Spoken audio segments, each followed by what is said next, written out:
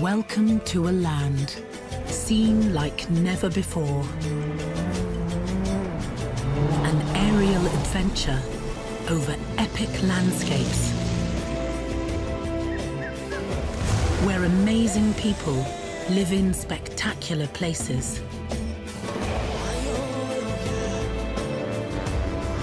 Alongside some of the world's most iconic wildlife. It's time to see Africa from above. This is Zambia, a land where great rivers flow through breathtaking landscapes, inspiring engineering triumphs, and vibrant traditions, where its wildlife can face a battle for survival or flourish in spectacular numbers. This is Zambia from above.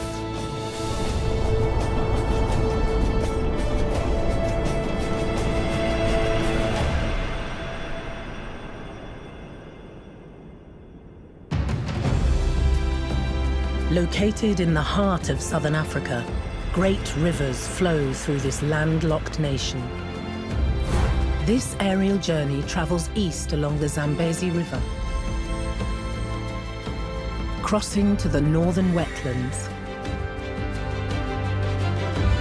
before reaching the valley of the Luanga River.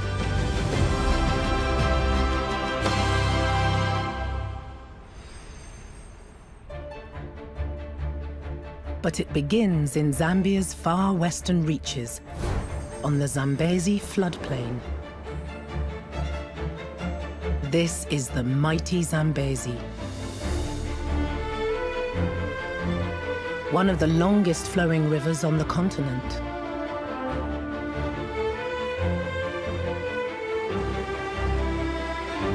Traveling over 2,500 kilometers, it cuts through southern Africa. And its valley is home to 32 million people.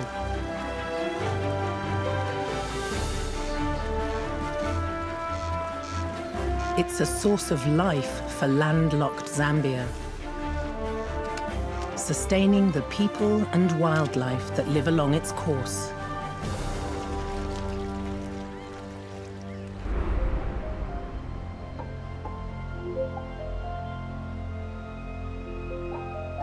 Here, in the western lowlands, the river creates a fertile floodplain.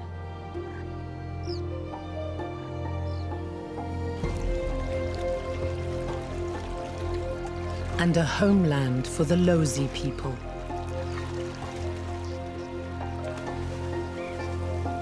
Life along the Zambezi is intricately tied to the changing seasons. When the rains come, the river swells, reaching widths of 25 kilometers, submerging all in its path. But for the Lozi, the floodwaters are not a source of dread. They're a cause for celebration, leading to one of Africa's most spectacular ceremonies.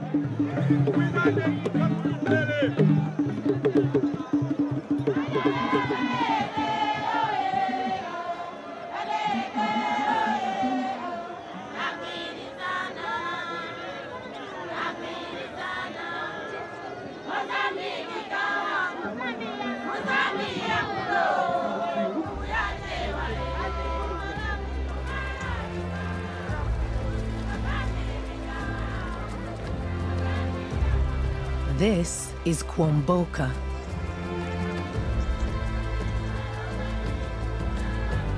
Meaning to get out of the water. Kwamboka is an ancient ritual.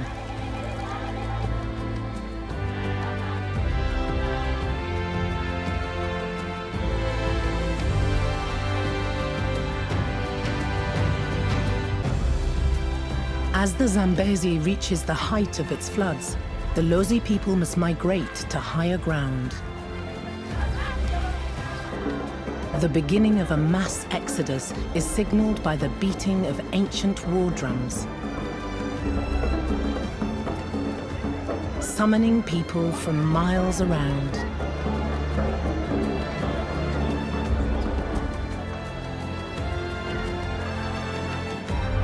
Led by the royal family, the Lozi retreat from their flooded villages.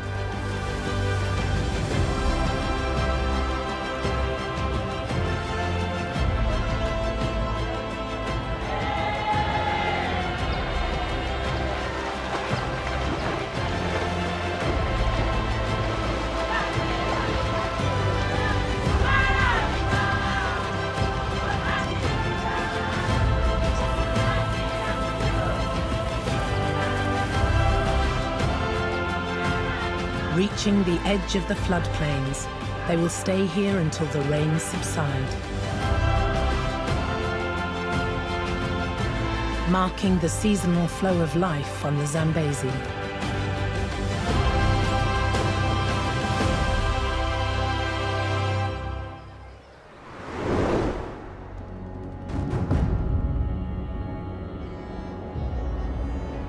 "500 kilometers downstream, the Zambezi forms a natural border with Zimbabwe.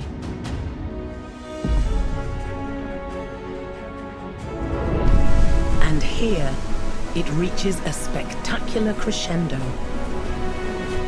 a great wonder of the natural world.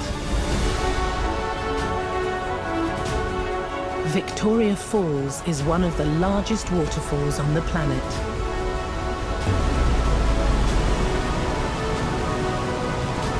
More than 500 million liters of water thunder over the cliff edge every minute, creating a constant cloud of spray.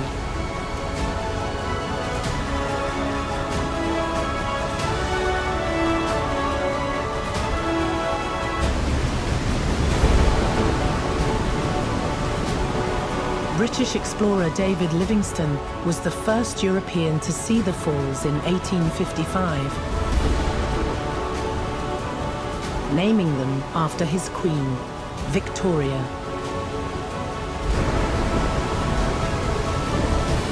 But they were known locally as Mosi-oa-Tunya, meaning the smoke that thunders. Their roar can be heard for miles around. 350,000 tourists are enticed here each year. The best way to witness their grandeur is to take to the skies above.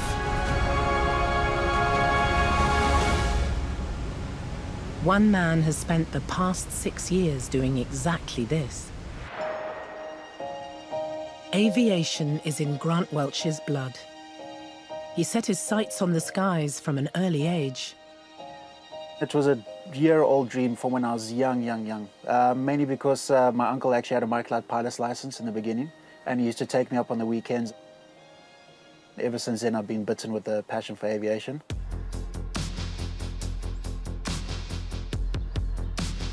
This ambition has taken him to great heights.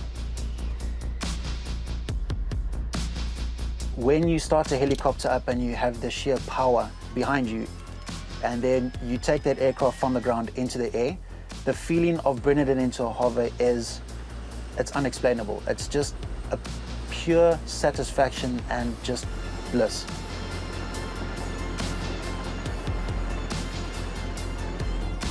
Now he commands chartered flights over Africa's most iconic landmark. To be able to fly in a place like this is definitely a privilege.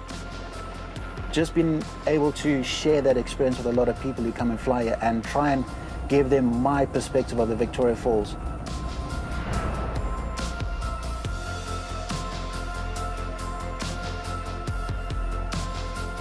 Heading downstream, the Zambezi carves a sequence of deep gorges, creating the perfect playground for Grant and his thrill-seeking passengers.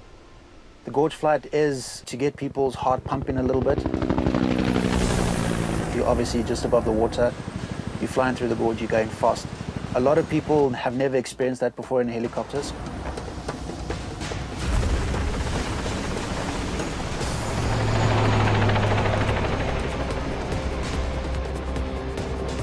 Navigating through this meandering chasm requires nerves of steel.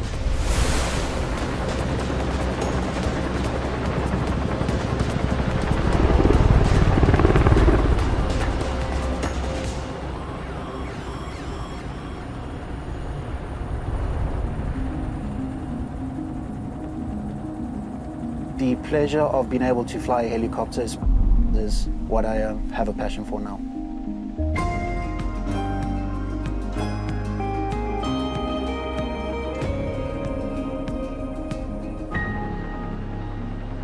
Over a century ago, an epic feat of engineering allowed people to traverse these canyons in a very different way.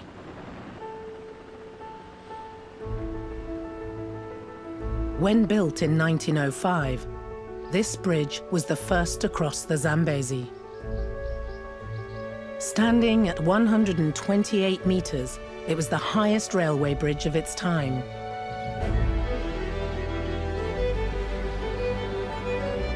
A feat that pushed Victorian engineering to its limits. When Zambia was still in the British Empire.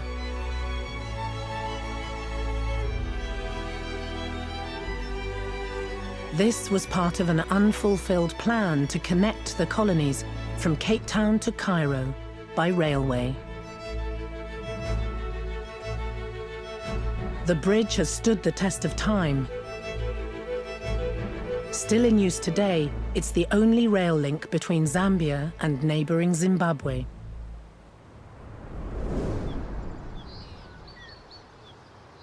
One local train is offering passengers the chance to travel back in time. This is the Royal Livingston Express train, a relic from a bygone era.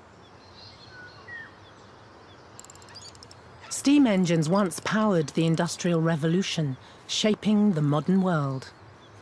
Now they are largely confined to the pages of history, with a limited number still in operation. But meticulously restored, this antique is in full working order.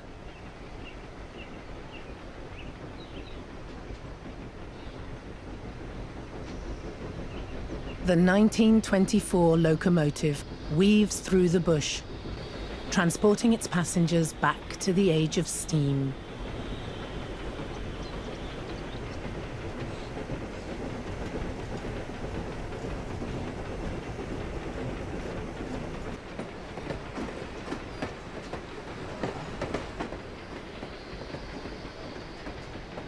It crosses the century-old bridge and continues its spectacular journey along one of the most historic railway lines on the African continent.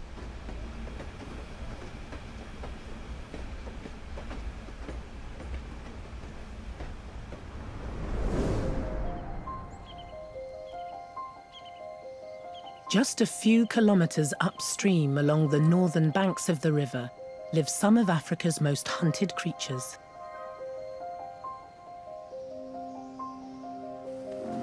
Here, amid savanna scrubland, is a rare sight. Rhinos were declared extinct in Zambia over 20 years ago. Wiped out by poachers in pursuit of their horns. Considered falsely to cure ailments from cancer to impotence.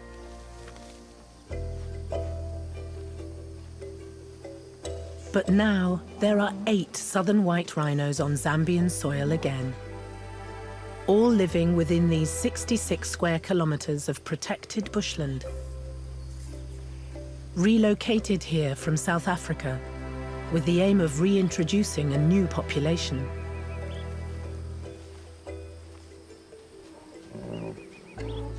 Hunters are kept at bay by anti-poaching ranger Ernest Mutomba. Poachers are just like thieves. If you don't protect and monitor them, one day will have nothing.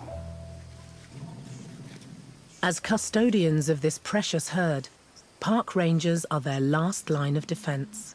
Our main duty is to protect and monitor the rhinos 24/7.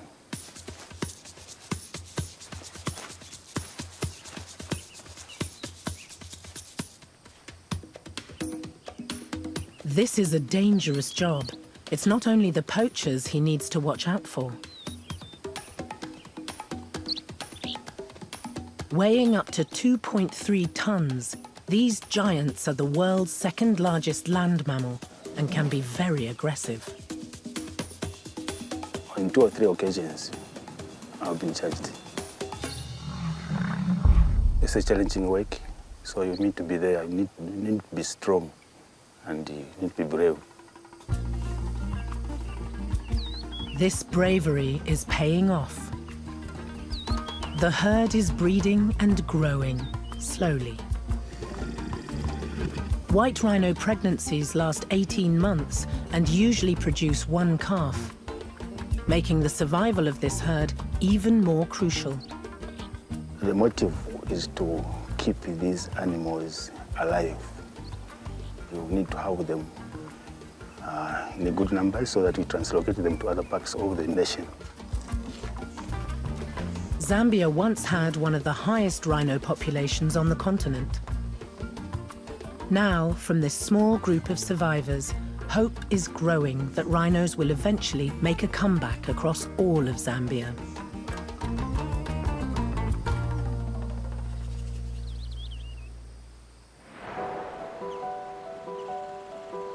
As the Zambezi flows 170 kilometers downstream, it reaches a colossal body of water.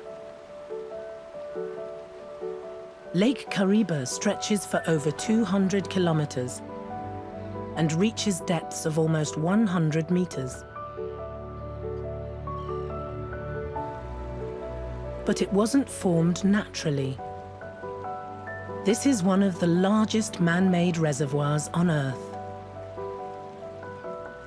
Drowned trees are the only signs that this is a recently flooded valley.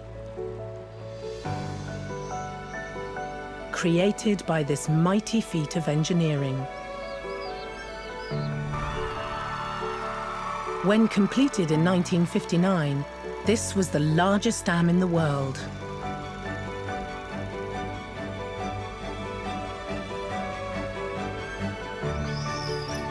And one of the greatest sources of hydroelectric power in southern Africa.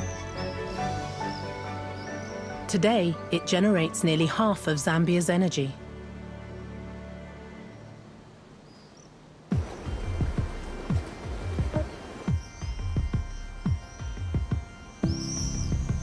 But this mammoth structure is at the brink of calamity. Water flowing through its floodgates is causing erosion, threatening its foundations. And there are now fears that the Kariba Dam could fall. A catastrophe for the thousands that live in its flood path. To avert disaster, ambitious reconstruction work is taking place. An epic undertaking, which will cost more than 200 million euros over 10 years. It's a race against time. Zambia's power supply and the lives of thousands are at stake. Only time will tell if the dam can continue to harness the power of the Zambezi.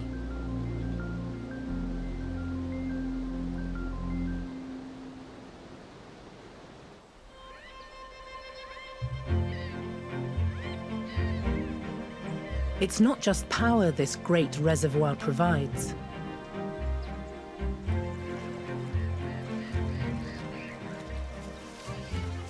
This is the ancestral home of the Batonga.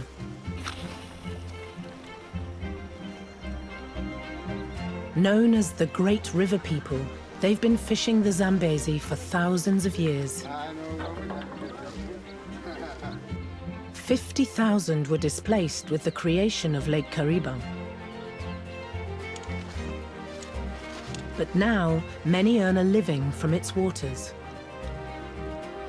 Fish were introduced to the lake in the 1960s.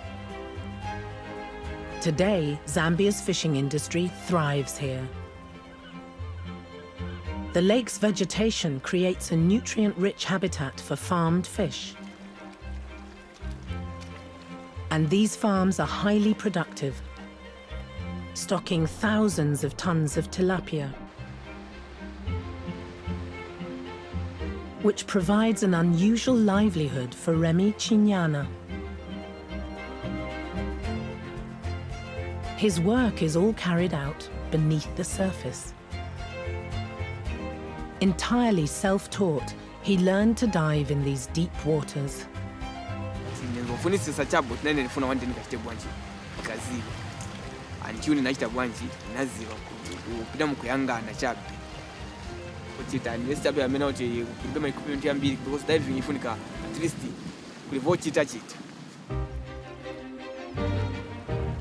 Now he spends each working day maintaining the large offshore floating cages. So nimaenda kutosa mortality na kuyangana mahozi mu net so that insomba kitabu anji sapiti nikapeza ho chinifunika kitabu anji kufunga ku maintain apaja oija kitabu anji ya siri.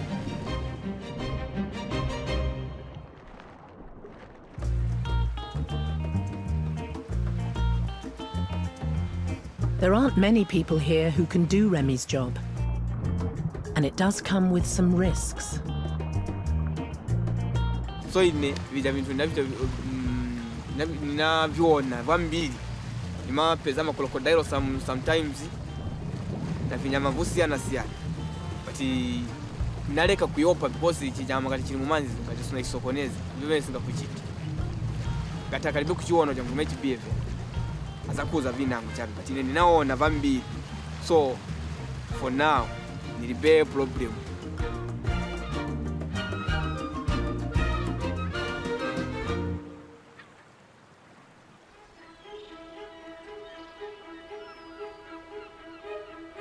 Not all the operations here take place in daylight.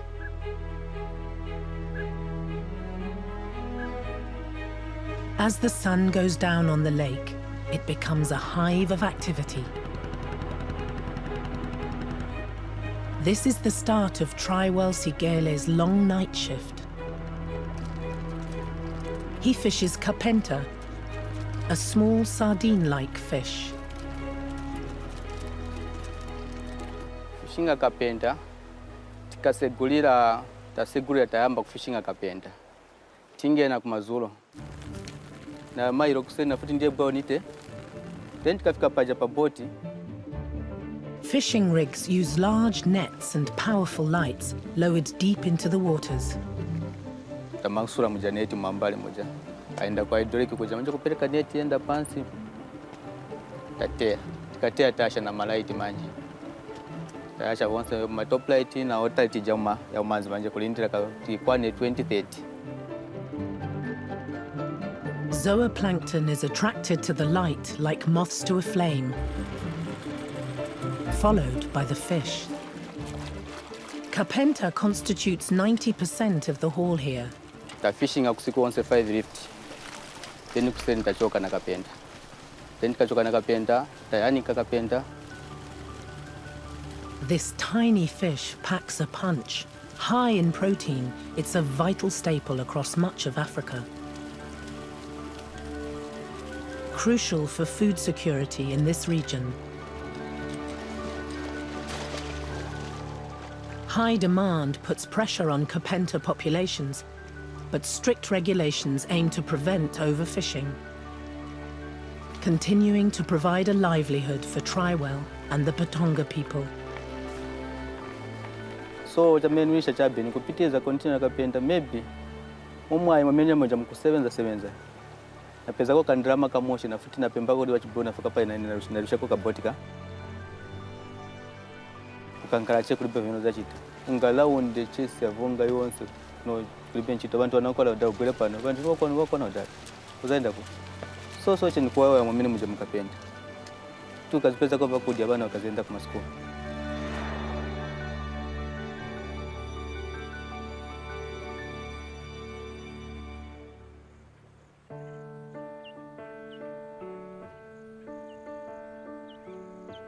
Traveling west, the Zambezi Valley gives way to an expanse of savanna plains.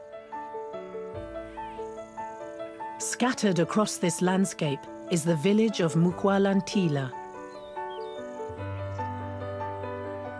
Only accessed by long dirt tracks, this remote village is isolated and underdeveloped. Life here is typical of rural Zambia. Sparsely populated, villagers make a livelihood out of small-scale farming. Anik Lubinda works here as a milkmaid. She spends most of her day tending to her cattle. Without transport, getting the milk to market is no mean feat. As a woman, I have to carry 20 liters of milk going to the milk collecting center on my head.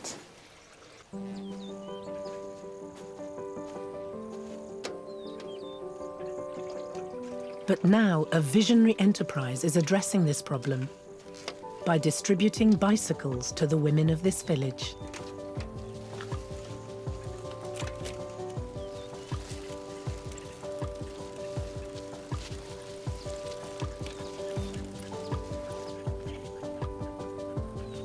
The bicycle has changed our lives because I no longer walk a long distance. When I get the milk, it's easy for me to take my milk to the milk collecting center. Cycling the 7 kilometers to the milk depot is shaving hours off her journey every day.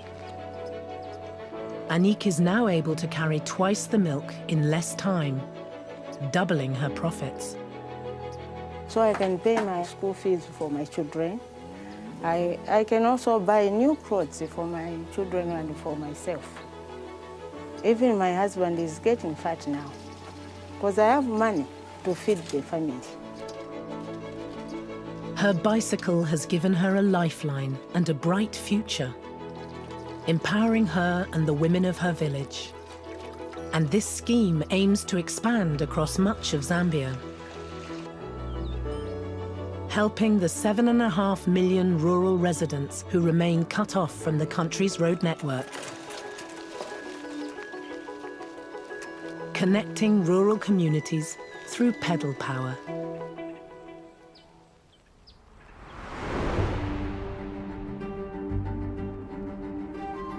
From the rural villages of southern Zambia, this journey continues 400 kilometers towards the heart of the country and Zambia's capital city, Lusaka.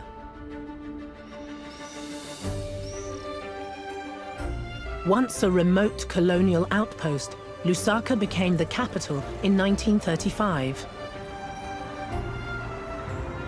Before becoming the seat of the new Zambian government when the country gained its independence. Now, the sprawling metropolis is one of the fastest developing cities in southern Africa. Home to almost 3 million people, it's a vibrant boomtown on the rise. And today is election day. Most of its population are out on the streets. The stakes are high. This is expected to be one of the most tightly contested presidential elections in the nation's history. Zambia has enjoyed several decades of free elections. Yet democracy is fragile. Political tensions and corruption threaten this stability. So today's turnout is the highest in decades. People are exercising their democratic right to vote.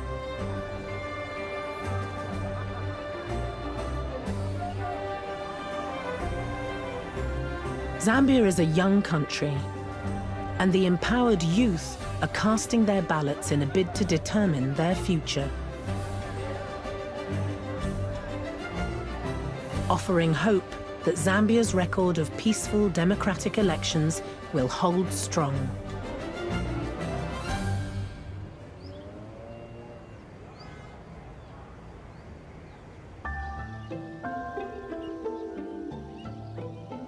Just 20 kilometers from the hustle and bustle of Lusaka lies a tranquil oasis.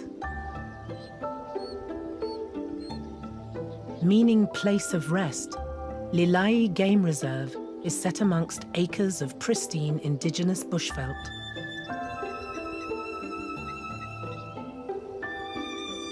For 20 years, these grounds have been a vital refuge for Zambia's most vulnerable creatures.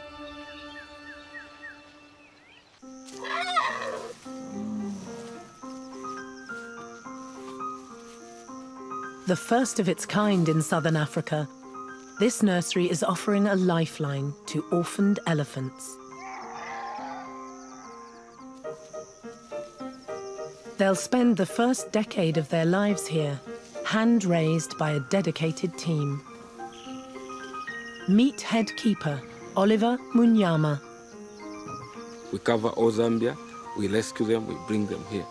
When they normally come dehydrated, very skinny. They need our help. These sensitive calves often arrive traumatized and grieving. Holding no value to poachers, they're abandoned when their mothers are killed for ivory. Left unable to fend for themselves, most would not survive if it wasn't for Lilai. Oliver and his team form the tight-knit family that they desperately need. But our focus is to make sure that they are loved and cared for. So the elephants, they are good when you are good to them. We create a very nice bond with these animals.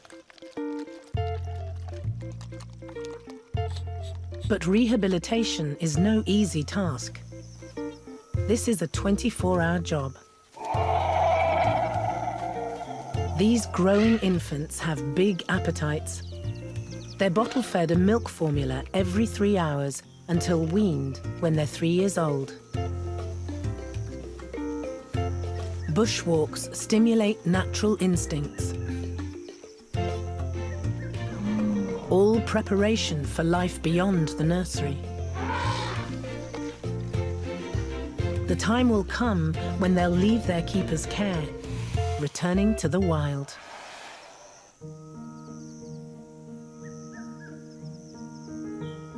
I love conservation, and for me, I'll call my job is done when I see them happy in the wild. Elephants in Africa are under threat, driven to the brink of extinction by hunters. But these calves will eventually roam Zambia's savanna plains. Symbols of hope for the future of this iconic African species.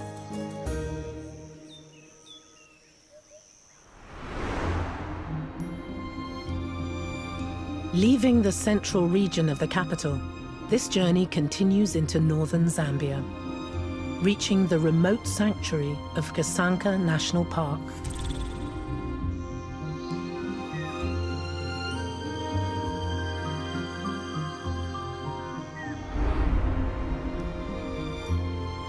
This small pocket of wilderness is one of Zambia's most protected natural areas.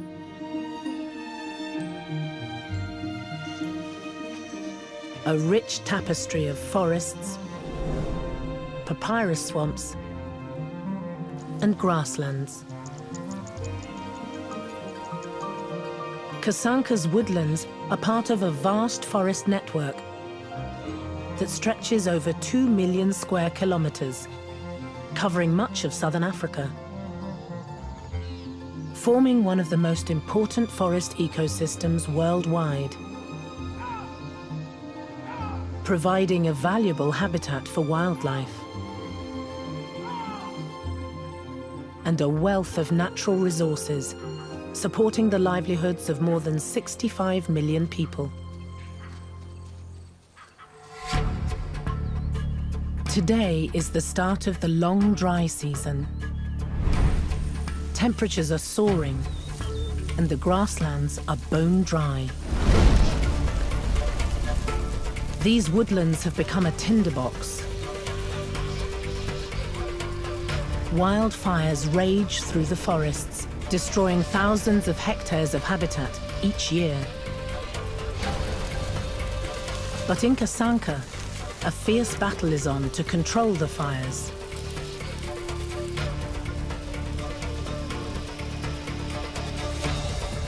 Targeted burns scorch the flammable grasslands, creating corridors of charred land which halt the spread of wildfires.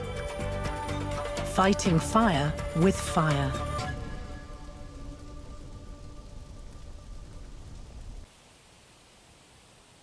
This will protect the forest from the worst of the flames.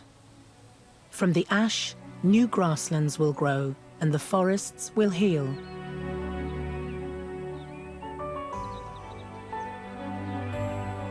But there are more wildfires every year, and they're becoming harder to control.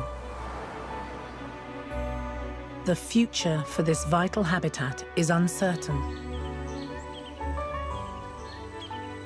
And it's these vulnerable woodlands that provide the unique setting for one of nature's greatest phenomena.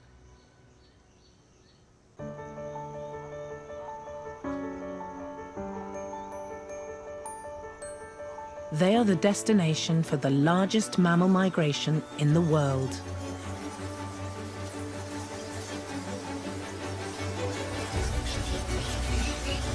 This is the epic journey of the giant straw-colored fruit bat.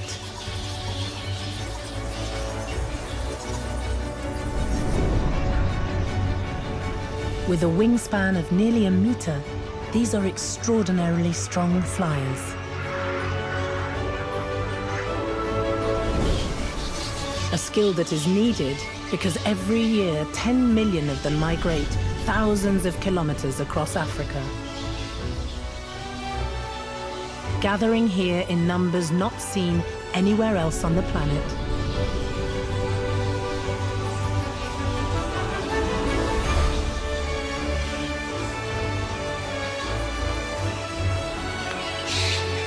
They spend a few weeks crowded together in this tiny patch of swamp forest.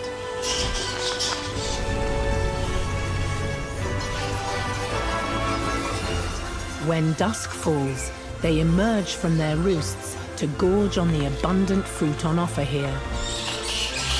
The colony will consume over 1 billion of Kasanka's fruits during their stay, eating up to twice their body weight. And this feeding frenzy plays a crucial role. Dubbed the gardeners of Africa, these industrious bats disperse seeds far and wide, regenerating the forests beneath them, making this great spectacle vital for the future of Africa's forests.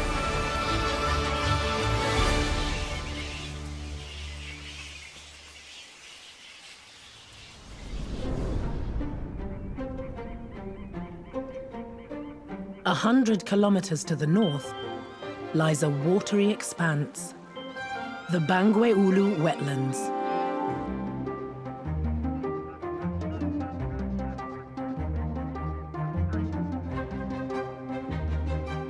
Spanning almost 10,000 square kilometers, they're some of the largest wetlands on Earth. 17 rivers feed these vast plains, seasonally flooding the surrounding low-lying grasslands to form a waterlogged landscape, providing rich natural resources for the 50,000 people who live here.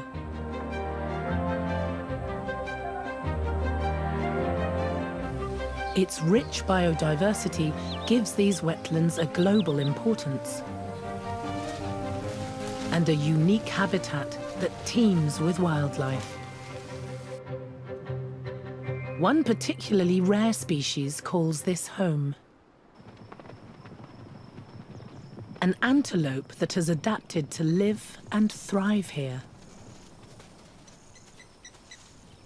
This is a refuge for the swamp-dwelling black lechwe.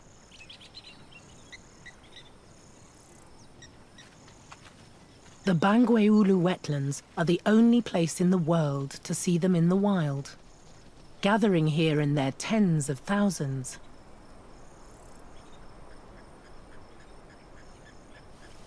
But that attracts predators.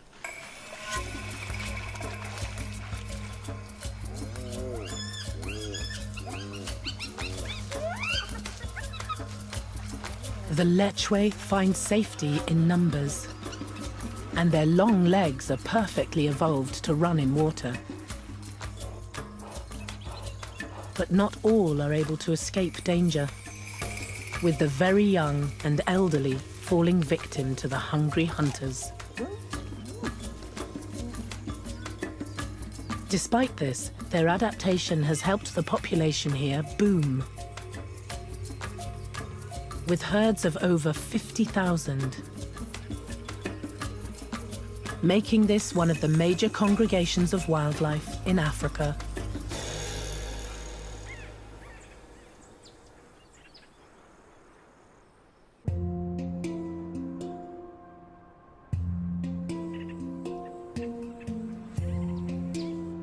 "200 kilometers to the east is a site you'd expect to encounter in the English countryside.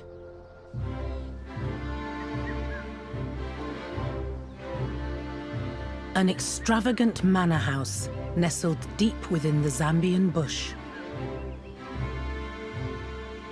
This is Shiwa Nandu.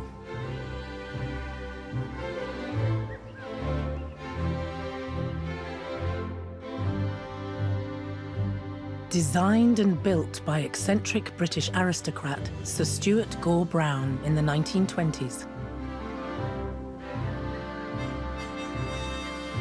A colonial settler, he became captivated by the Zambian wilderness. Building Shiwa was a monumental task. Its remoteness meant almost everything had to be made on site.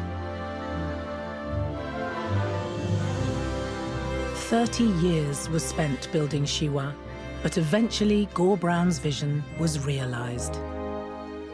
A labor of love built to reflect an opulent English country estate.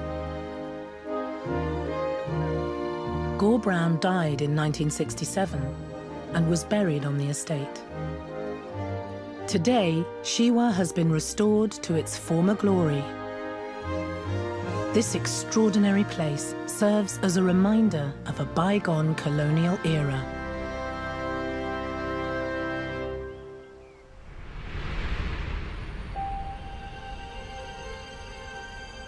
From the northern granite hills, the journey continues south through the valley of the Luangwa River.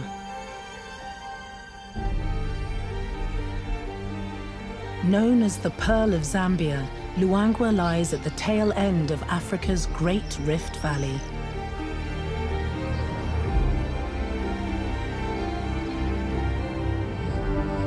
This epic geological fracture tears down the length of Africa. Here, it's carved a broad valley into the surrounding plateau, through which flows the dynamic Luangwa River.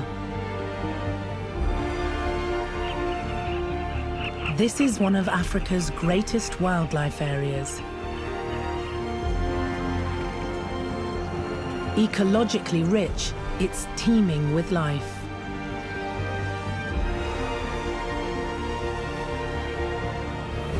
And a stronghold for top predators.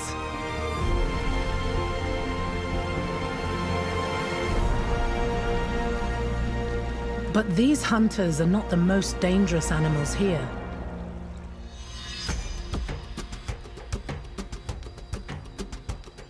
This is the largest population of hippos anywhere on the planet. Declared as vulnerable elsewhere, here they're thriving. Over 25,000 hippos live in these waters. Attracted to the rich vegetation and dynamic river system. But overcrowding can lead to conflict.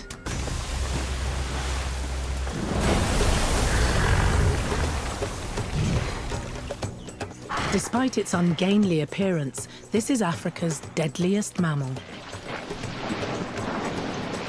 Weighing up to 3.5 tons and with jaws that have twice the bite force of a lion. Best avoided by even the most powerful of predators. Highly aggressive, they'll defend their territory with ferocity.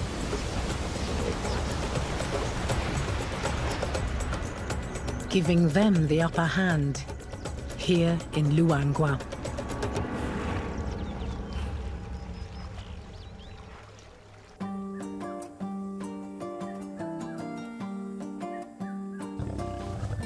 The prolific wildlife here has long attracted the attention of poachers. Scattered across this region are rural communities, where poverty and nature collide.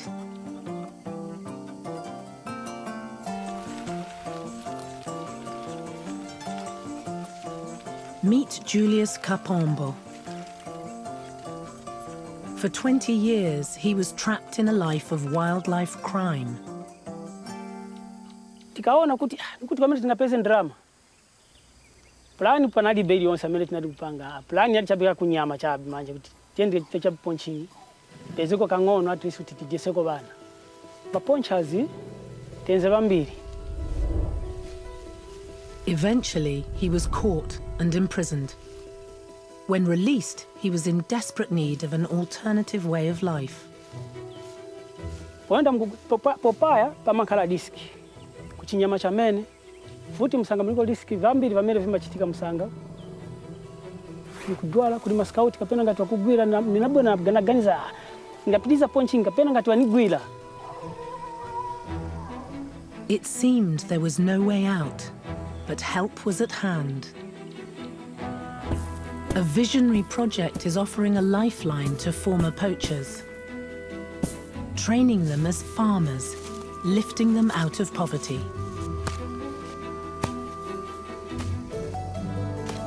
Now they must coexist alongside the wildlife they used to hunt.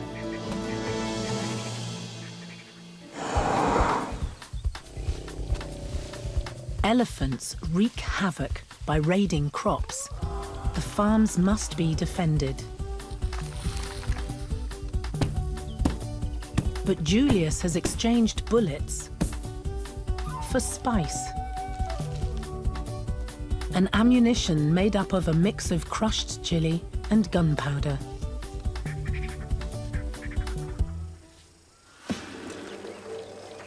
And as soon as elephants are spotted, Julius grabs his gun. Wakapenda temvira kwa meno wakuwa huyo futima endako kujo unofika kwenye meta blast. Before njovu zikalipo mvela fungo latu tengo lodiza pacha.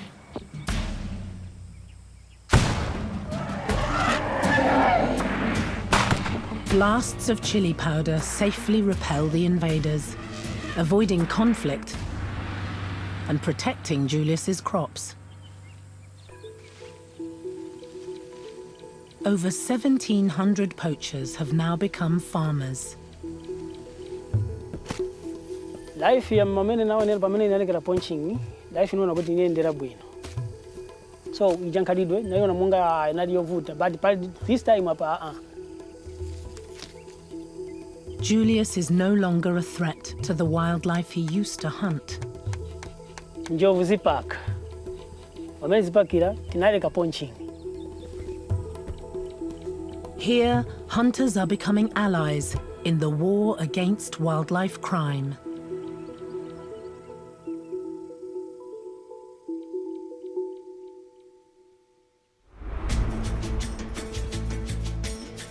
The Luangwa River continues southwards before joining the Zambezi as it flows out of Zambia. Along their course, these mighty rivers pass through epic landscapes, sustaining those who live here. This is a land of optimism, with an extraordinary diversity of life,